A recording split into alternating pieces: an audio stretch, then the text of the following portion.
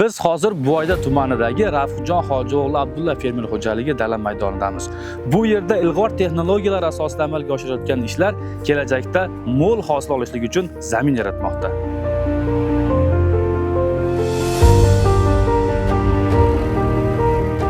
Buvayda tumanida paxtachilikda zamonaviy yondashuvlar izchil davom etmoqda.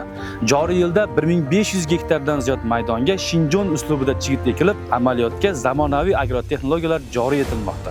Mazkur usul suv tejovchi texnologiyalar bilan uyg'unlashib, har bir gektardan yuqori samaradorlik olish imkonini bermoqda. Xitoydan keltirilgan 2 genli chigitlar ko'sak qurti va glifosatga chidamliligi bilan ajralib turadi. Bu esa begona o'tlarga qarshi kurashda ham qulaylik yaratadi. An'anaviy usulda 1 gektarda 120-180 ming tub ko'chat joylashtirilgan bo'lsa, ushbu texnologiyada bu ko'rsatkich 220-280 ming tubgacha yetmoqda. 22 yildan beri paxtachilikda, g'allachilikda faoliyat yurityapman. Lekin mana shu bu yil baxtlanamiz juda boshqacha bo'lyapti. Mana 40 kun, 45 kun bo'lgan bo'lsa, mana ilgari 60-70 kun ham shu ahvolda bo'lmasdi paxta.